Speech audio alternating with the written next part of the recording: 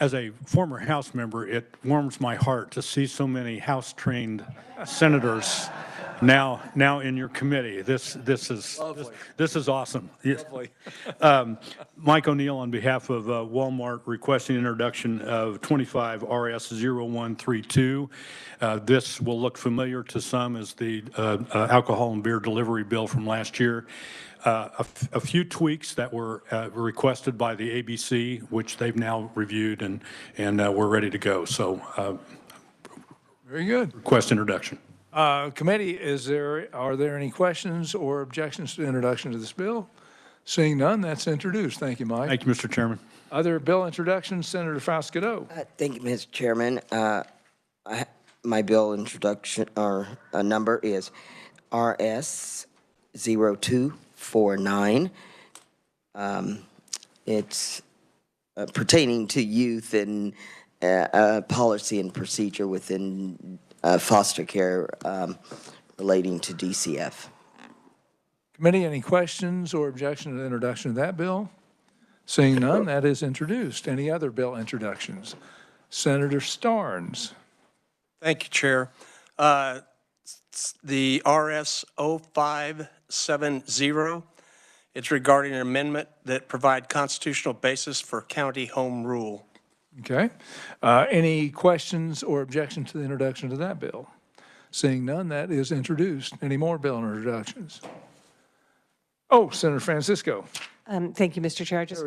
I just wanted to say I think that Senator Dietrich has a bill introduction, either here or in another committee she's gone to. But Oh, okay. we might hold that for the end if. Yeah, if we have time at the end, we can always take that. So any others? Any others? Seeing none, thank you very much. Today we're having a hearing on Senate Bill 4, which is requiring the return of advanced voting ballots by 7 p.m. on the day of election. And we'll start with Jason Long, our revisor, giving us a bill overview. Thank you, Jason. Thank you, Mr. Chairman, members of the committee. Senate Bill 4 may look familiar to some of you who have been in the Senate a few years. This bill has been in front of this committee the last few sessions. It amends one statute, KSA 25-1132, which governs the return of advanced voting ballots. These are the ballots that a voter can request prior to the election, and then the county election officer, upon request, or if the person is a permanent advanced voting ballot voter, would send the ballot to the individual. They complete the ballot before Election Day and either hand deliver it back to the county election office or mail it. The provisions in particular that are addressed by Senate Bill 4 allow that if that advanced voting ballot is returned to the county, is mailed to the county election office and is postmarked by the day of the election, then the ballot can be received and counted by the county election office up to 3 days after the election. So by the last day of delivery of mail on the third day after the election is the ultimate deadline for mailed ballots, but they must be postmarked by the day of the election in order to be accepted by the county election office. That is current law. It's been that way for a few years now. Senate Bill 4 proposes to strike those provisions from the statute. So under Senate Bill 4, if it became effective, then all advanced voting ballots have to be received in the hands of the county election office by the close of polls on the day of the election. That would be 7 p.m. on the day of the election. Regardless of their postmark, if the ballot is received after that time period, it would not be counted by the county election office and tabulating the votes for the election. I will just point out for the committee's benefit, identical bill, Senate Bill 209, was passed by the legislature back in 2023 and vetoed by the governor. This would take effect on July 1st of this year if enacted, which means it would be effective for any elections here in this odd-numbered election year cycle, and of course applicable going forward for future elections. Mr. Chairman, I'm happy to stand for any questions. Thank you, Jason. Good overview. Any questions, committee? Senator ks.gov. Thank you, Mr. Chairman. Jason, do you know if with this legislation, did we talk with, or is there any provision measures in this bill relating to the United States Postal Service? No, the state of Kansas has no authority to regulate the United States Postal Service. There's no reference to them other than, well, actually, there is no reference. This references to delivery by the Postal Service are being stricken under Senate Bill 4. So it would just be, has to be in the hands of the county election officer on election day. Thank you, Mr. Chairman. So, Jason, do you know if when those advance ballots are mailed out, is there language in the, will it be language on the advance ballot saying mail back by a certain date if we're eliminating the 3-day grace period? So if I get my credit card, it says mail your payment 7 days prior to your due date. So is it any provision in this bill that alerts the voter that they need to have the ballot in by a certain date? There's no statutory requirement under Senate Bill 4 for that language to be included. That would probably be left to a local county election officer decision whether or not they wanted to include language like that. But I'm going to defer to Mr. Barker, Mr. Caskey on any little protocols like that by county election officers. And they are here to stand for questions in neutral testimony in a little bit. Any other questions for the reviser? Senator Francisco. Thank you, Mr. Chair. So Section 1A already says that all the ballots have to be received by 7 p.m. Is there any necessity of talking in Section B particularly about ballots received by mail?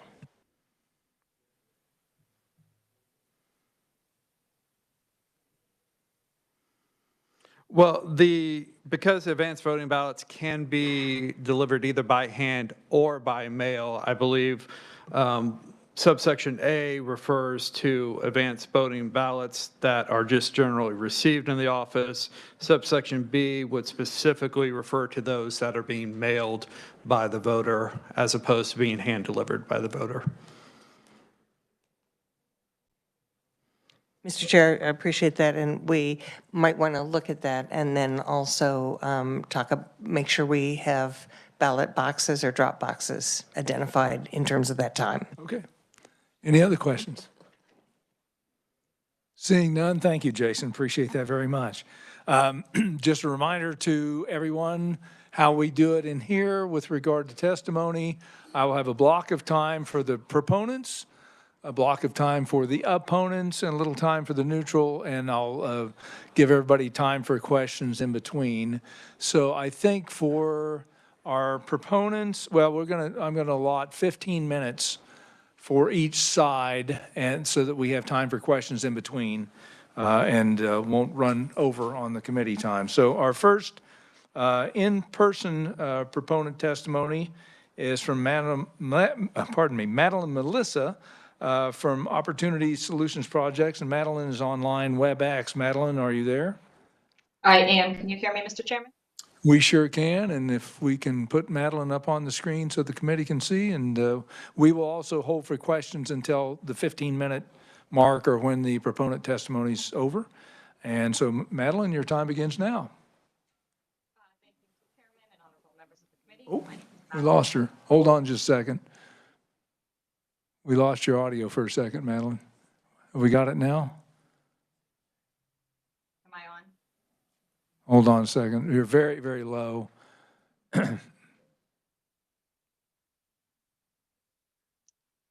Try again, see if we can hear you better. Mr. Chairman, is this better? That's better. Thank you. Go ahead. Excellent. Well, thank you very much for the opportunity to speak today in support of this bill. My name is Madeline Melissa. I'm a visiting fellow with the Opportunity Solutions Project. OSP is a national organization, a nonpartisan nonprofit, and I appreciate the ability to testify. SB 4 will ensure that Election Day is Election Day in Kansas. Mandating the return of advanced ballots by 7 p.m. is a sensible policy, and having a standard rule that applies to all ballots will remove any uncertainty over whether ballots received after the close of the polls should be counted. As we all know, USPS postmarks are not a reliable way to know when a ballot was sent. Ballots can be returned without postmarks, making it impossible to tell whether these ballots should be counted. And I'll just say to the committee, one of the issues is that ballots that are mailed simultaneously can be treated differently, which is of course an unfair result. A clear deadline will help streamline the process and ensure that all ballots are treated the same.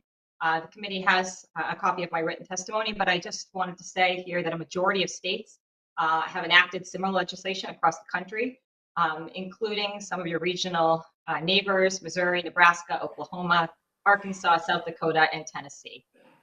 So thank you for the opportunity to support this legislation, and I'm happy to take questions at the appropriate time. Thank you. Thank you, Madeline. Up next, we have Jason Sneed of Honest Elections Actions. And Jason is also WebEx. Jason, are you there? Can you hear me? Yes, we sure can. Go ahead. Thank you, Mr. Chairman and members of the committee. I appreciate the opportunity to join you remotely to testify in support of Senate Bill 4.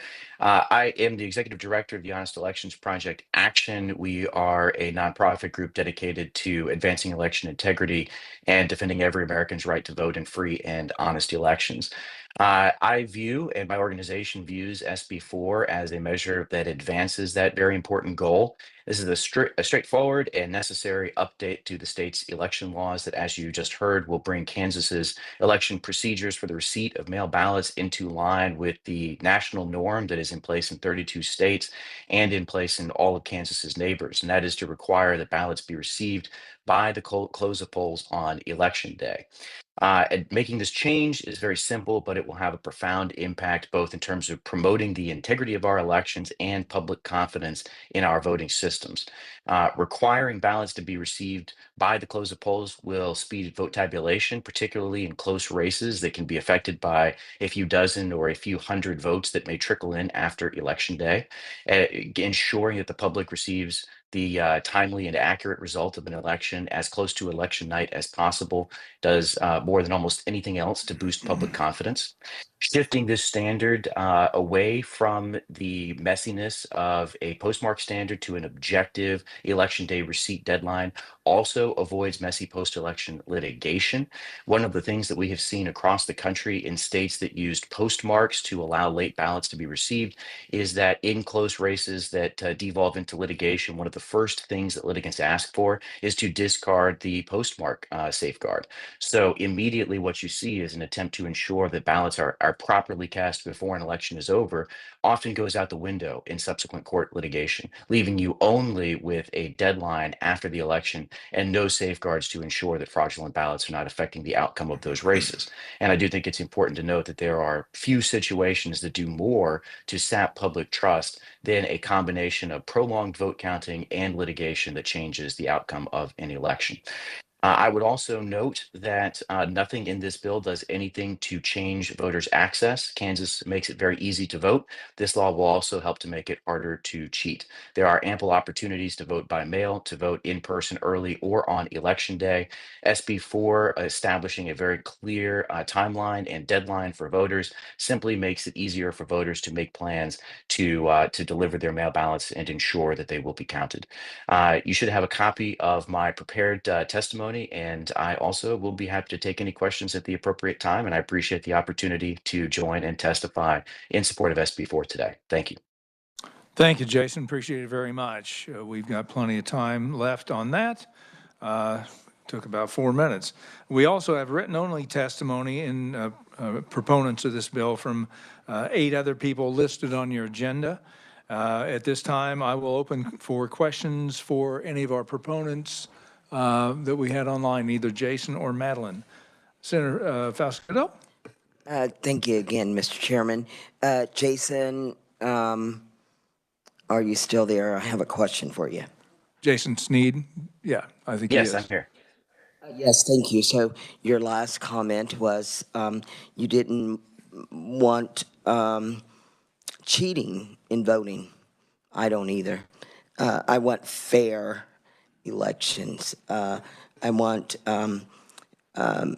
all of those things that you mentioned, although I don't want to make it harder for senior citizens to vote, people with disabilities to vote. And so in the legislation that you're supporting, did you put provisions in there for people who are homebound, and they are usually the ones that have a letter from a physician that, is the reason they need that advance ballot. And so are there any provisions in there for homebound people who usually have to wait until someone comes to their door, maybe a person delivering Meals on Wheels, or someone to help them buy stamps to mail the advance ballot back? And they've been doing that because this legislature has made laws easier for people to vote. We don't want people to cheat. We do want fair elections, but we don't want to make it harder for senior citizens or people with disabilities to vote. And then is there, Mr. Chairman, to Jason, is there a provision in there for our military individuals by eliminating this 3-day grace period? How do we address that and make sure that everybody has the right to legally vote? Thank you. Jason? Well, Mr. Chair, to the senator, I would note that an election day receipt deadline is currently the law and the standard in 32 states. This is as close to a national norm as you can get. I would also note that in polling, both polling that has been done by our sister organization, Honest Elections Project, and in public polls, you see broad, indeed overwhelming bipartisan support for a very clear statutory deadline that requires these mail ballots to be received by the close of polls on election day. In fact, in the Honest Elections Project polling, nearly 90% of the public supports this very clear standard. And I don't think that you could get to that level of support without bringing in people from both the political left and the right, young voters, senior citizens, and so forth. I certainly share your desire not to make it any harder to vote, but I see nothing in this bill that would, in fact, make it harder to vote. Rather, this would actually make it easier for voters of all stripes to make a plan to cast their ballot, whether they want to do that by mail or in person. There are weeks of advance in-person voting in the state of Kansas. There are weeks to request a mail ballot. One of the things that I'm always concerned about is in the pursuit of making it as absolutely easy as possible to vote, that sometimes we lose sight of laws that frankly set voters up for failure, and allowing people to request mail ballots basically very close to an election and then tell them that it will still count even if it arrives late does exactly that. So I think it's much better for us to move away from the postmarking standard, which again, as you also heard from Ms. Melissa's testimony, means that a ballot can be put into the mail stream, and then another ballot can be put in immediately after it, and one gets postmarked and one doesn't, and then one is counted and one is not. Moving away from that standard towards an objective ballot receipt deadline on election day is a much clearer way to ensure that voters can plan ahead to cast their ballot. If there is any desire to design carve-outs and so forth for particular classes of voters, some states have done that, but it's not essential in this case. What is essential, I think, is making sure that you have a deadline for applying for these mail ballots far enough ahead to make sure that you can mail a ballot to someone and then have that ballot mailed back. Senator Murphy. Thank you, Chair. This could be for either one of you. My question was really pretty well already answered when you mentioned talking about the fact that mail cannot be postmarked, and of course if they receive it afterwards and it's not postmarked, it doesn't get counted. So I think this is a situation where somebody can feel like they got their vote, yet they didn't. And so this sort of prevents that problem. And just on a side note, I've got a son in the military. He was 4 years ago. He requested a mail-in ballot. It was sent out by the clerk. He never received it. Senator Francisco. Thank you, Mr. Chair. I have I didn't give Jason a chance to respond. Jason or Madeline, either one, if you'd like to respond. Sorry about that. Mr. Chair, if I may, to the senator's a comment, it's absolutely the case that you can give a false sense or an illusion of certainty with a postmarking standard that the ballot will be counted. That's always a risk inherent to some extent with mail voting in general. But what we have certainly seen is that states that rely on postmarks do run into issues when either there is no mark or when the mark is illegible. And in the event of post-election litigation, again, one of the things that we have seen is that litigants will argue that ballots that are otherwise legitimate and received within whatever the grace period is should just be counted.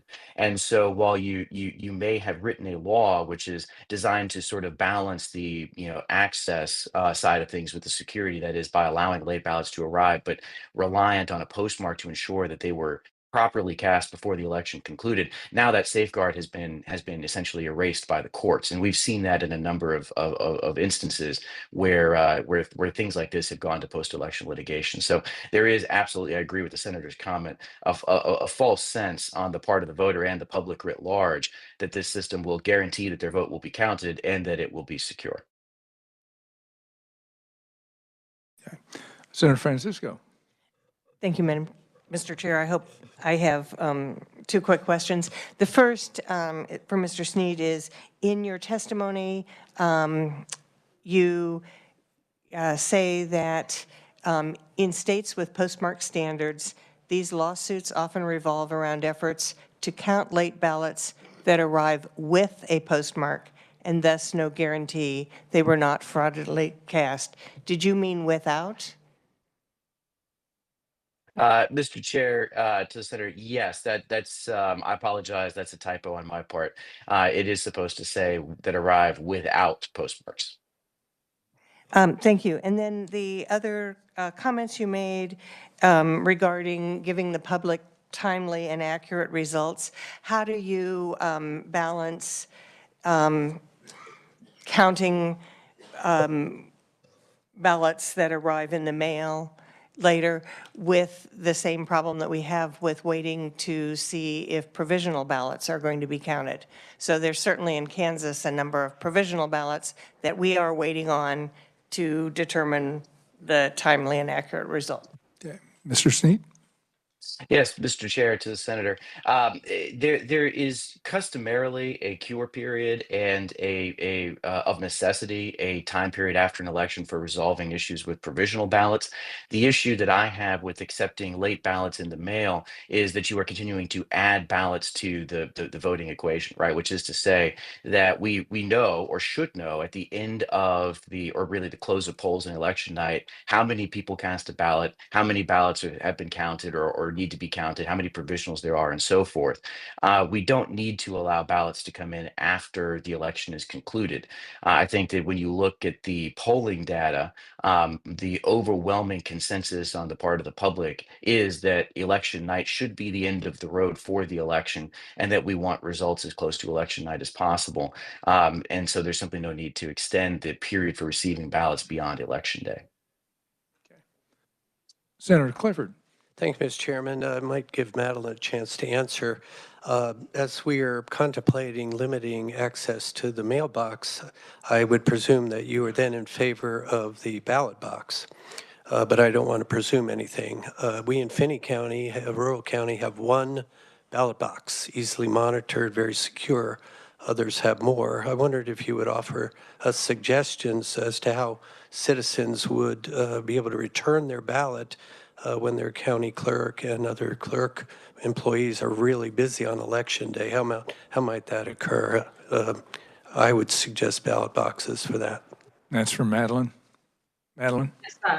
Yes, Mr. Chair, Senator, to your question, I think that you guys have done a really good job providing access. With advanced voting, you can return a ballot, as Jason said, in person.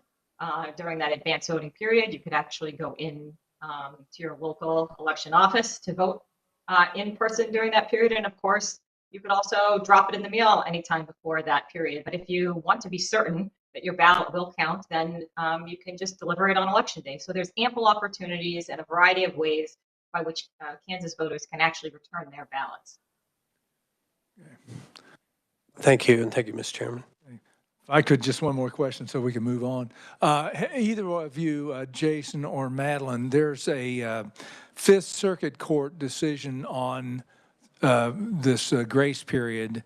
And the arguments there are that in federal elections, particularly, there's the U.S. Constitution and the Elections Clause provides for a uniform deadline for elections.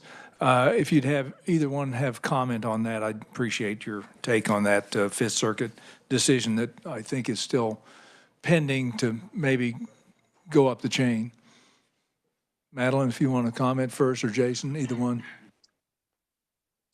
I'm happy to go first, Mr. Chair. I'll just say briefly that that this is an important case to be monitoring. It is still ongoing, as you note. There's somewhat of an open question about what the law actually says here. I think there's a good possibility that it will land in front of the U.S. Supreme Court, and I think there's a good possibility that the Supreme Court will rule that federal law preempts, at least as far as federal elections are concerned, state ballot receipt deadlines that allow for a receipt after Election Day. So to that extent, you all as lawmakers may want to consider that it would be better to proactively adjust your standards so that election officials don't have to scramble after an eventual court ruling in order to adapt their procedures. It's much better to do that in a planned fashion through the proper legislative process than to do it after the fact in the course of litigation. Madeline, any comment on that? Yes, I would just add that, echo a point that Jason made, which is there are 32 states that have this standard already enacted, and it's across the country. I mean, it's red states, blue states, Delaware, Rhode Island, Connecticut, Oregon, along with many other red states. So again, it is as close as to a national standard as we have on some of our election issues here. Okay, thank you very much. Okay, committee, time to move on. We're going to move next to our opponent in-person testimony. Again, I'll allot a 15-minute block for testimony. If we get done faster, then we have more time for questions and also for the some comment from the Secretary of State's office. So up first, Davis Hammett from Loud Light Civil Action. And Davis, we will let you get to the podium and start your time. Thank you, Mr. Chairman and members of the committee. I'm Davis Hammett, the president of Loud Light Civic Action, working to advance and protect voting rights. I've worked on Kansas election policy for about a decade now and got really involved here working to get the state to develop election audits and to develop standards for paper trails for every vote, because a decade ago we did not have any of those things in place. The concern here about this bill is that, you know, when we talk about voter access, this isn't necessarily preventing someone from voting or not voting. What it's doing is it is a question of if a citizen's vote is counted or not. In 2017, the legislature adopted this after a few years of discussion, and they had a bipartisan bicameral. The House and Senate had a special committee that looked at the issue of the mail delivery time slowing. And at that time, even then Secretary of State Chris Kobach had written a letter to the legislature asking them to establish this grace period because USPS was telling the state that we could expect mail times to nearly double. So that was the precipice of where this came from, was in the federal government telling the state mail is going to be slower, and the state responding by creating this 3-day period to give time for the federal government to process the mail ballots that have been cast by the voter by or before Election Day and received by the federal government by or before Election Day, but in that transmission time to give a couple extra days. So that is all this does. You know, no one is voting after Election Day. Every step of the way from requesting a mail ballot to it being sent out to it being returned, this is all tracked. We have data. If there were any allegations of fraud, it is very easy to look into this data and narrow this to investigate anything, you know, if there's any allegations. Everything that would be nefarious in this process, from, you know, someone not returning that mail ballot, trying to influence the voter, trying to alter a postmark to make it appear that it was before Election Day. All of this is illegal. Some of it's illegal both under federal and state statute, like in 2021, where we explicitly, the Kansas legislature made it illegal to alter a postmark related to this. So really, anything that you can think of that is actually a sort of nefarious or bad action in this, it is already a crime. And we already have the tools that if there was an accusation that the crime occurred to actually narrow in and be able to see, the exact people we are talking about and what went wrong. So really, the only question that this bill asks is, should we count or throw out citizens' votes? Citizens who did everything right. They had cast their ballot and got it in the mail by or before Election Day. In the Secretary of State's testimony today, they have some numbers, and we're talking about, according to them, 2,110 people this November. Citizens, your constituents, that their votes would not have been counted through no fault of their own. The only reason their votes was counted was because of the current practice of allowing a 3-day period for the federal government to process this and get it to the county election official. When you say receipt of ballot, again, the federal government has received the ballot. They're just transmitting it to the state, and that's what this period is about. There are other ways if you want to get more into improving tracking. Douglas County is the only county in the state that actually has specific tracking codes on every single ballot. So, in the primary, we had the issues with postmarks. Douglas County actually knew that where those ballots were, but they weren't able to go get it from the federal government. So there was that delay. They knew where they were. We can improve these tracking systems. You could make that a requirement for every county to adopt this so they know exactly where ballots are. So it's, it doesn't even have to be a question of postmark. They have that real-time data of where it is in the mail process.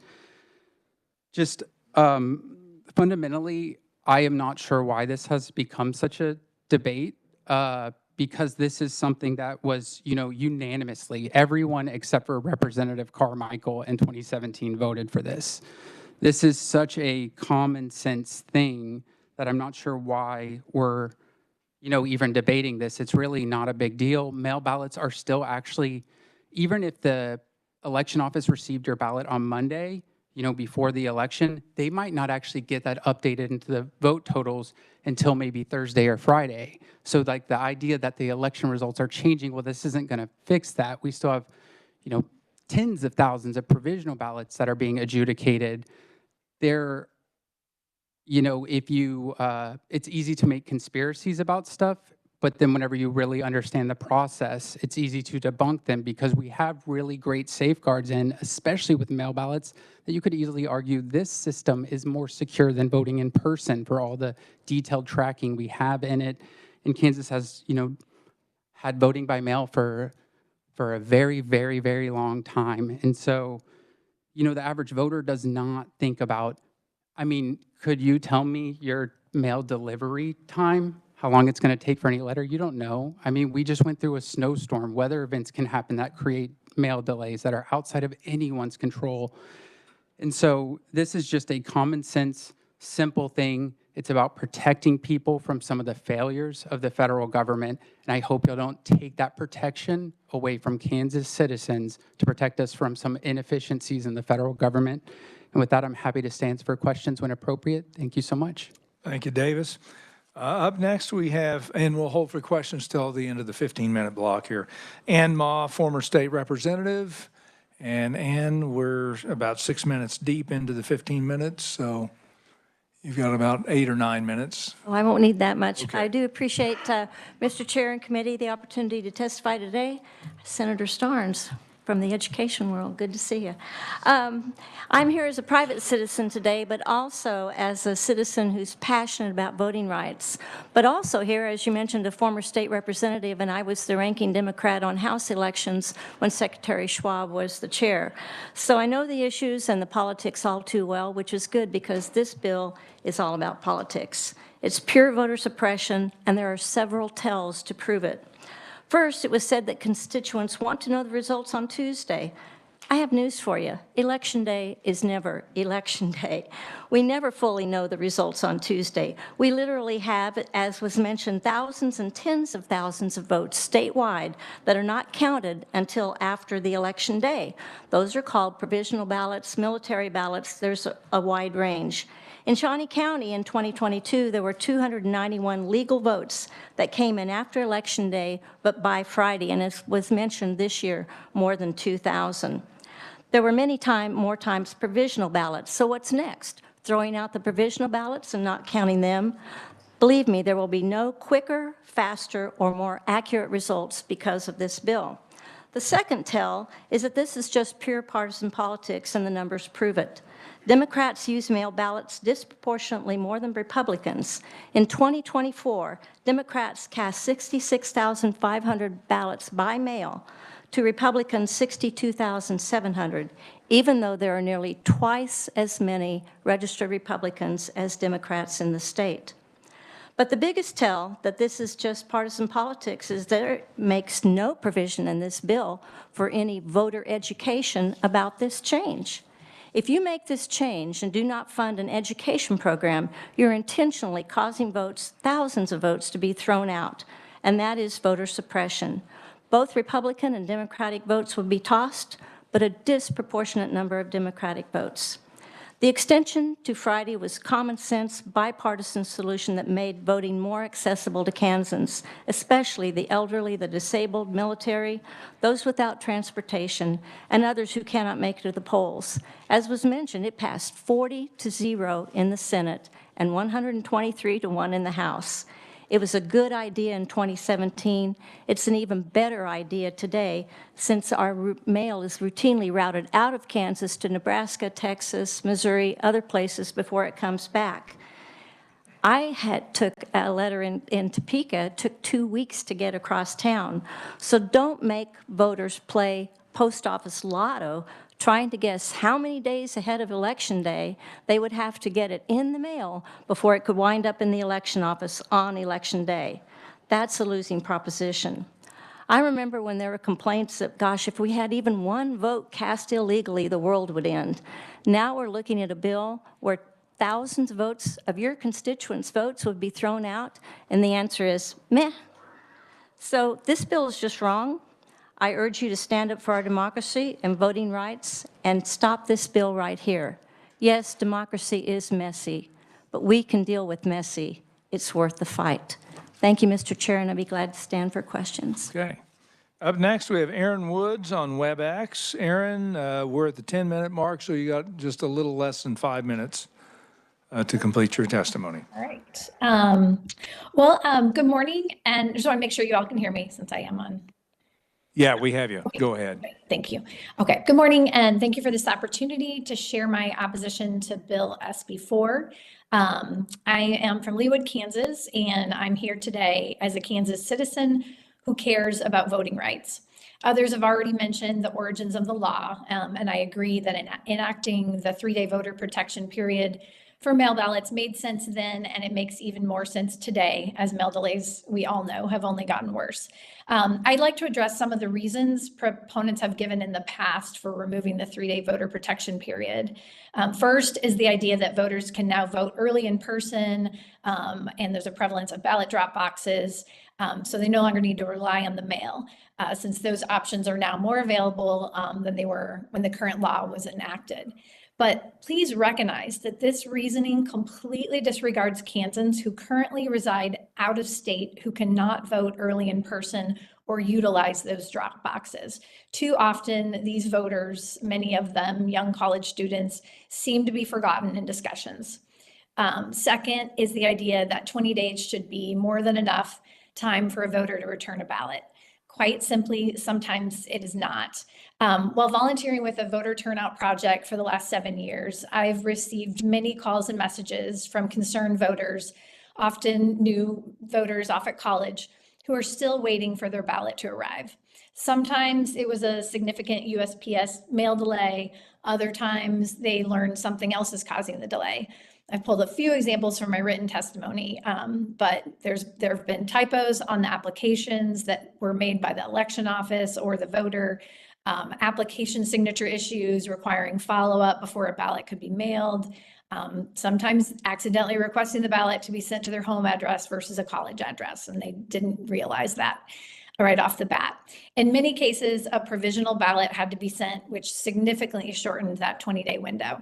So I share these situations just to point out that the voting process isn't always easy, and a variety of issues can arise that cause delays that are then often compounded by USPS mail delays on the front end or the back end. Another reason I've heard proponents cite for removing the 3-day voter protection period is that there is a perception of voter fraud when all of the votes aren't counted by election day. Not actual fraud, mind you. But to that, I ask, do we really want to disenfranchise Kansas voters simply because some Kansans don't understand how the election process works? It would make much more sense to simply take the time to educate those Kansans who have concerns. And I think that legislators who hear from constituents with those concerns can help with that. Lastly, I contest the idea that taking away these 3 days makes it easier for people to plan their vote. I believe it's just the opposite. I've been on the phone with many an anxious Kansan who temporarily lives out of state and is realizing the odds of their delayed ballot making it back by election day are slim to none. When they learn of this 3-day voter protection period, they feel much more confident that their vote will be counted.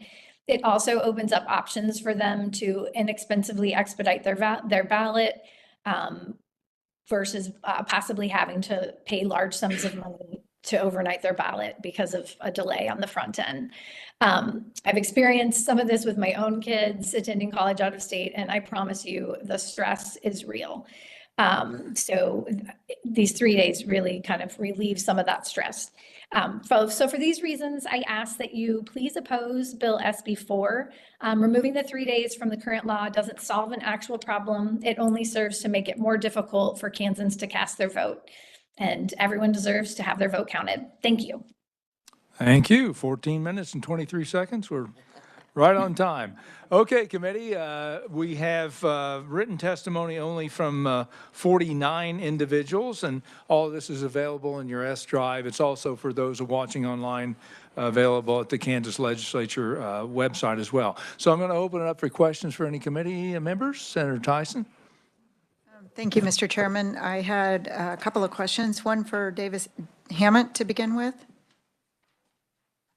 So, Mr. Hammett, you mentioned that it's easy to start conspiracy theories and commented on that. And I would attest that your organization would know that better than anyone by the misinformation that is often led. I will get to my question, Mr. Chairman. You participated, do you believe in privacy and voter privacy and knowing that that information should be held sacred? When you say voter privacy, could you clarify, are you talking about the votes cast or the voter database? Or The access, the information on your cell phone, should that be available to somebody? Should that be public information? the information on a citizen's cell phone Or laptop? or laptop? Yes, I believe that should be private. I'm not sure how that relates to elections. Because and to elections. So we passed a bill, this legislative body, that would have protected voters that are registering on a website that they thought it was an official website. And it was not an official website, and it was capturing their information, their private information, and then it was shipping their voter registration to the Secretary of State. So the voter never had a clue. And you guys went to court and got that thrown out. And I'm like, you say you're here protecting the integrity of the ballot. I challenge that. I'm sorry, Mr. Chairman. I am a little off topic, but that was definitely frustrating and not protecting our voters. So may I respond to that? Sure. So in that case, it was about the impersonation of an election official statute that went to the Kansas Supreme Court, and this summer they had ruled that it reached too far and that the statute had criminalized activity such as voter registration that was related to the First Amendment, and therefore it was unconstitutional because the law had, our group had to stop doing voter registration to others because it had made it so the simple act of if someone would have perceived you to be an election official, which tends to happen, people are easily confused, might see you doing a voter registration booth and think, oh, are you with the government? Could ask and clarify, but the perception had been criminalized, and that was what the Kansas Supreme Court struck down. Okay. Follow up. Mr. Chairman, but that's because you misrepresented the legislation. The legislation, if you listen to the debate and everything, it was specifically for capturing that electronic data, false information. Anybody that would falsely represent themselves, you guys aren't falsely representing yourselves. We know who you are. But you did not protect the voters when you chose to get that legislation struck down. Thank you, Mr. Chairman, for your leniency. The questions? Yeah, I'll have him up just for any of our proponents. Yeah, Senator Gossage, and then we'll have Secretary come up. Yeah. Thank you. You can stay there. You mentioned 2017 when this grace period was put into effect. At that time, could people vote on several different days before the election or only on election day? So I'm trying to think through, because there's been a lot of election bills that tend to come up every year, and we've had a lot of changes. Yes, we still had early in-person voting, though, if that's what you're asking. I believe it was still substantially the same amount of days before that there was early in-person voting, although that, depends on the county. So substantially, I would say the opportunities were similar. The main difference was just the slowing of federal USPS mail delivery. Thank you, Mr. Chair. Yeah. In 2017, from what I understand in talking to the chairman of that committee, Keith Esau, is their primary concern was the military. But you have the UOCAVA availability of voting. I think it's up to 45 days. We can get clarification from Secretary of State's office on that one. I do have one quick question, and that regards the differential in the requirement of ID. If you vote in person, you present your driver's license or some identification. If you vote by mail, you do not have to do so. You can print something out on, but we don't require them to provide absolutely proof of who they are, other than we're relying on a signature verification. Doesn't that set two different standards for voting? So thank you for the question. So if you were to, first off, you'd be registered to apply for a mail ballot. And then in that there's a signature verification that initially happens, along with, I believe you have to have either a Kansas driver's license number in lieu of the ID, or you have to present a copy of an acceptable ID. I believe that's in the requesting process, but I know, in the requesting process, and then in the return, they do the signature match. And so there's actually, if you were to vote in person, you present an acceptable form of ID and sign. In the mail case, you have to present an acceptable form of ID and sign again and have all of those match. So it's substantially similar that an ID would have to be presented in either case. Any other questions? Seeing none, thank you very much. Thank you. We do have a little time for Secretary of State's office to come up and make a few comments on the bill. Yeah, for Clay. Okay, yeah, go ahead. Clay Barker from Secretary of State's office. Right, thank you, Mr. Chair. And if any of the committee members have technical questions or about 2017, Mr. Caskey's here also. I'm going to not repeat my testimony, but give a summary of what I think I've heard today. We are neutral on this. The Secretary believes it's a policy decision completely up to the legislature. First of all, the overall environment, yes, 32 states have no grace period like Kansas does, and Kansas has one of the shorter ones. On the other end of the spectrum, 33 states mail their ballots out to the voters 30 or 45 days before the election. So a lot of states mail the ballot out earlier, and the result is Kansas has one of the shortest periods of mail it out to the voter and must be returned, just so you get the big picture there. Arguments for eliminating the 3-day period, the ones we think are valid, have substance. One, it simplifies administration for the counties. They don't have to worry about getting ballots, processing them, taking them in. Second is public perception. I I'm aware of it, I'm sure a lot of you are, there's a public discomfort that even though election night's over, there are still ballots in transmission that haven't been received by the county election staff. And the point of this bill is every vote will be in the possession of county election staff at close of polls on election night. It also, as was brought up, it avoids litigation in very close races where lawyers are trying to find every possible nuance they can sue on, smudged ballot or smudged postmark, is that a postmark, whatever. And it also, the voters can adapt their behavior. This is the first election where a minority of the voters actually voted on election day. A huge increase in early in-person voting occurred this time. So voters can change their behavior as long as there's viable alternatives they're aware of, including drop boxes, dropping a ballot off at the polling place. Two arguments that we find less persuasive.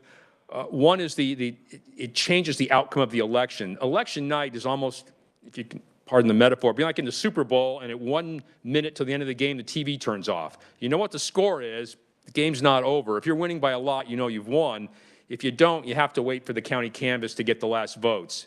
And yes, a few votes will be put out publicly. We're trying to be very transparent with that on Wednesday, Thursday, Friday after the election. I know it really bothers someone who's up by 5 votes one day, then down by 2, then up by 3, but really the election's not over until the canvass certifies it. Also, the security, and not to contradict anything I've heard, one theory I've heard is that, well, people will see what the count is on election night, then we'll forge ballots, forge envelopes, forge postmarks, and mail in, somehow get enough ballots in the system to flip the election. We've never seen any proof of that. So I don't really find that particular theory valid. The arguments for keeping the 3-day, and I'm trying to be neutral here, are one, since 2017, the big change is the post office is even slower, and Secretary Schwab made a big deal out of that this election. And I think the people that want to keep it are trying to find a reasonable means, and reasonable is up to the legislature, to capture every vote.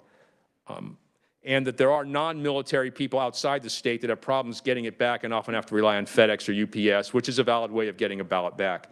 Now, what's not valid, and this is confusing, is all mail ballot elections and overseas civilians or military, the UOCAVA voters, do not get the 3-day grace period. That was never put into our statutes. So sometimes people say they want to protect the military. The military ballots go out 45 days before the election. They also have alternative means of getting the ballot back if they're willing to give up voter secrecy. They can send it as an attached PDF. So they have it's a different system. They don't get the 3 days.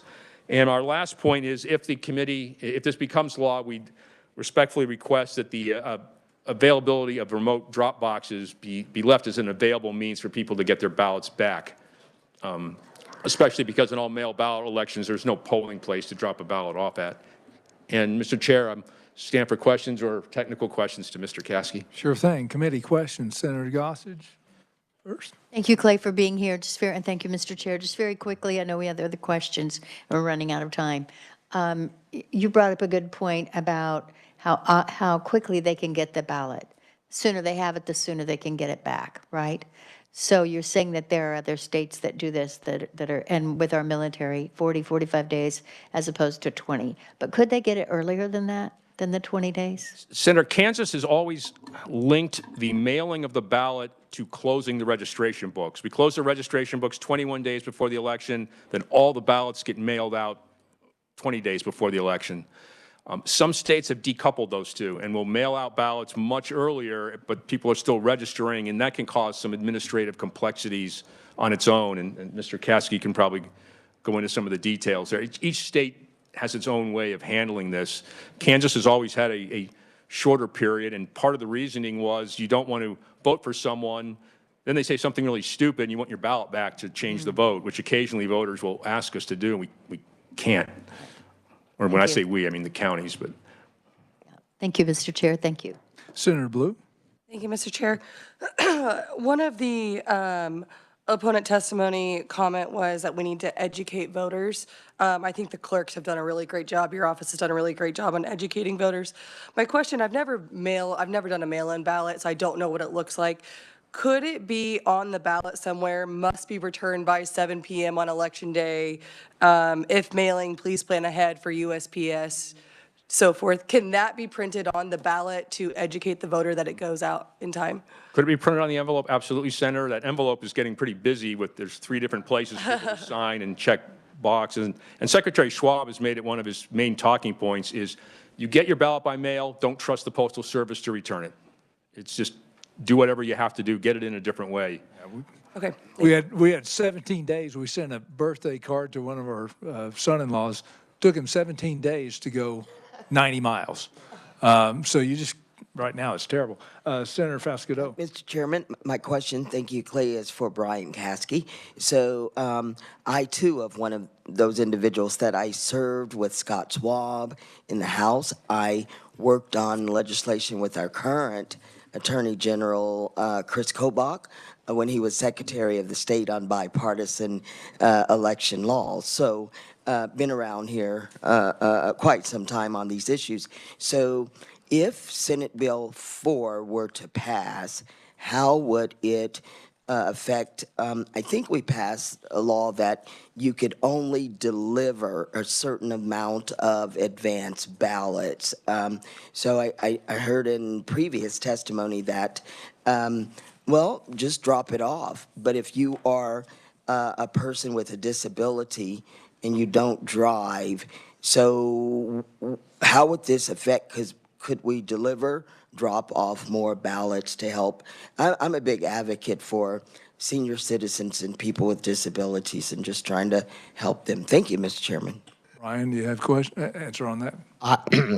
Thank you, Mr. Chairman. I have an easy answer to that in that they are not related. So the law on the return of ballots would still be in place irrespective of whatever happens with Senate Bill 4. They are not related. So the other law would remain intact as is. And the curing of provisional ballots wouldn't change at all. All we're setting is a new deadline at 7 p.m. at the close of polls. That's correct. Yeah. Senator Thomas.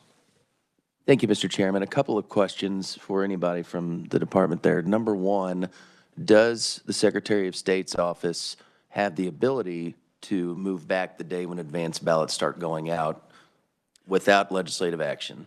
No, we do not. The state law dictates when the first day that advance ballots may be transmitted. Federal law dictates the first day that UOCAVA ballots may be transmitted. One follow-up, if I could, Mr. Chairman. So we talked about a pending court case earlier, I believe. Circuit Court, correct. Okay.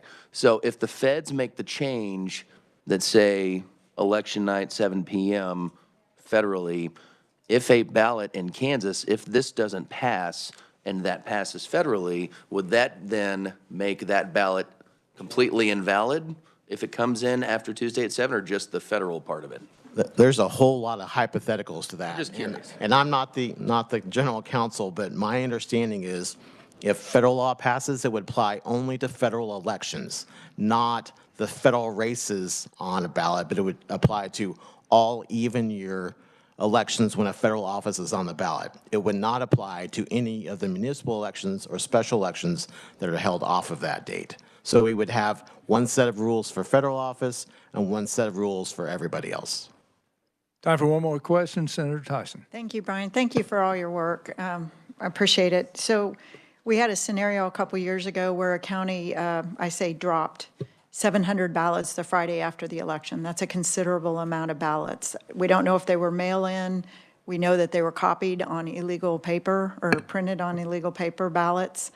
What protection would this help with in the future for that scenario happening? Well, from my perspective, in all the years that I've been there, I have yet to see a single ballot in the state of Kansas that showed up that wasn't accounted for by the person who asked. Earlier, someone asked about the security of advance by mail. You're not getting a ballot by mail unless you ask for it by submitting an application that has either your driver's license number or a copy of your ID and your signature. Before a ballot ever goes out the door, we are verifying that driver's license belongs to the person whose name and address is on the application, as well as the signature. If they don't match, we're not sending a ballot. If they do match, a ballot is sent out in an envelope. The ballot has to be returned inside another envelope, and again, they have to put their name, address, and signature. That before a ballot is ever counted when by mail, again, that is compared to both the application to begin with and everything that's on file. And if it's not counted. I have yet to see in Kansas any evidence that a ballot mysteriously showed up that hadn't already been verified with an application tied to it. Okay, thank you, Mr. Chairman. Just really quickly, I know we saw this legislation last year, but it showed up in the Senate, and it had another bill attached to it that hadn't had a hearing in either chamber, had not passed either chamber, and it would have opened up what Clay Barker talked about. It would have allowed people to vote the same day they were registering. So I appreciate that you brought this to us as 3-day only. We want this to be a clean bill, obviously, no doubt about it. That's all the time we have. Thank you, Brian. Again, committee, if you have any specific questions, I'm sure Brian or Clay would stand for that. The hearing on Senate Bill 4 is now closed. Thank you for your work, committee, and we are adjourned.